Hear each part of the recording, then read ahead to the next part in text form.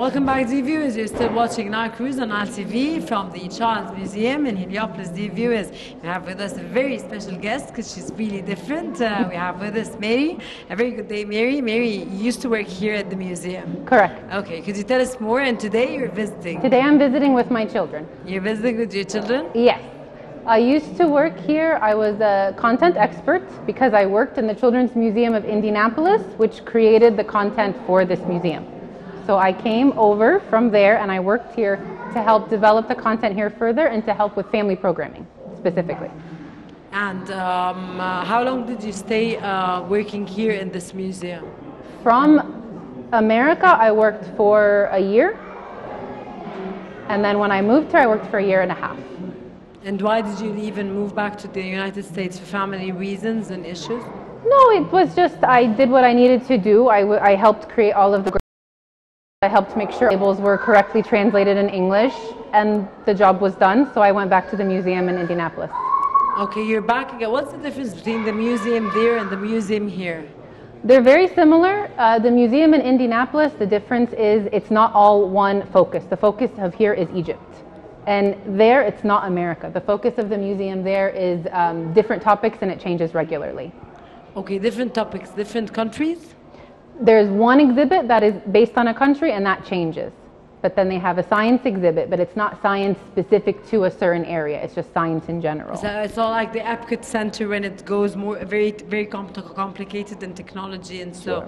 it's different. Different. It's, you're discussing archaeology as well. Yes. But you display the archaeology of Egypt and the archaeology of the United States and other countries. And other countries. Is this on a weekly basis or on daily basis? No, yearly basis. Yearly It's basis. years. So each year you change the entire place? No, only certain exhibits. So there are 3 exhibit spaces that change every few years. The rest of the museum is just changes when it's time to have an upgrade. It could be 10 years. Okay. What are your expectations and aspirations for such an amazing place that you used to work Yes. here, and you built with them here in this place, and you have, of course, you have, of course, a special place in your heart. Of course. Here. How do you feel when you're back visiting with your family? So my aspirations and my dreams have happened right now today with me having my children here exploring the museum that I helped build, because the goal of this museum and the focus was to give each Egyptian child, a chance to come and learn about our culture and our heritage and what we have, what we can become. So for my children to come and learn this was the goal. This was my goal. When you go back, Mary, when you go back to the United States, are you going to be telling all your friends about the place and how amazing it is, and that when they come to visit Egypt and Cairo specifically, they should come and visit this museum that you used to work in? Yes, not just because I used to work here, of course, not right? Of But course, anybody who has, so it's a great museum in general, but when I was planning my trip here with my children, I was really struggling to find, what am I going to do with my kids? What do you do with kids in Egypt? This is the solution for that. So they were so excited when I told them that they can come and they can be in a museum and they can learn, they can run around.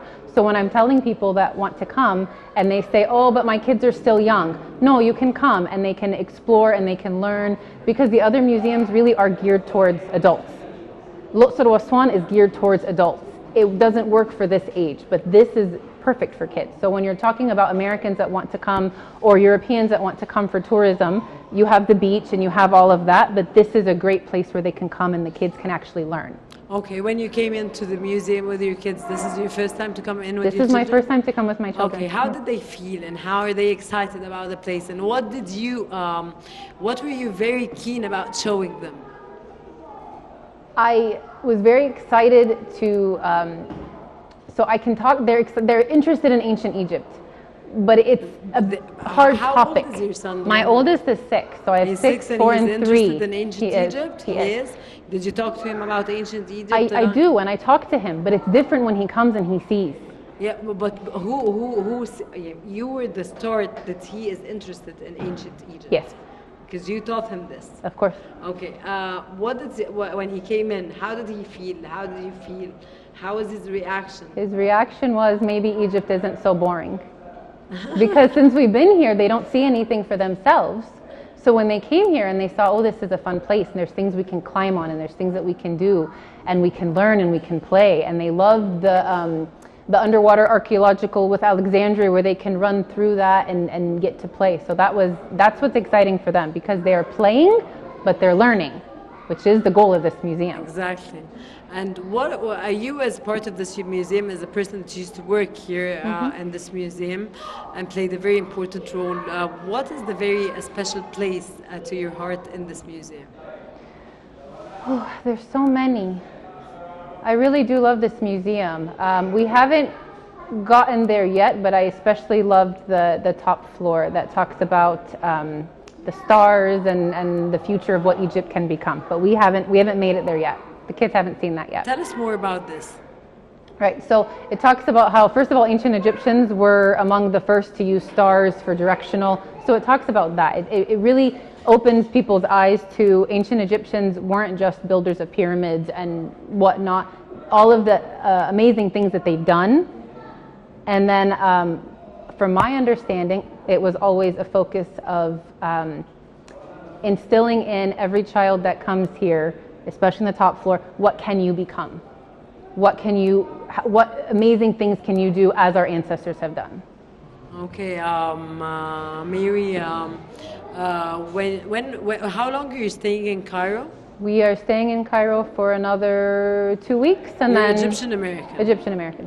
So you have your family here? I have my family for another 2 weeks. Are you spending with your family, or are you gonna go all around touristic sites here in Egypt? 2 weeks with family, and then we'll go to the north coast. We'll go to Sahel for a bit, and then back to Cairo. How long are you staying in Sahel? 10 days. 10 days. What are you expecting to do in Sahel other than the beach? Probably just the beach. Probably just the beach. That's what my kids are excited about. Yeah. Yes, where they want to swim, they want the friends beach. We have a big family, so lots of cousins. We're all going to go together. Okay. Enjoy, Mary. Thank you very much for this wonderful interview. Of course, thank you. It was a pleasure. It was wonderful to meet you. The viewers, stay tuned. I'll be back again.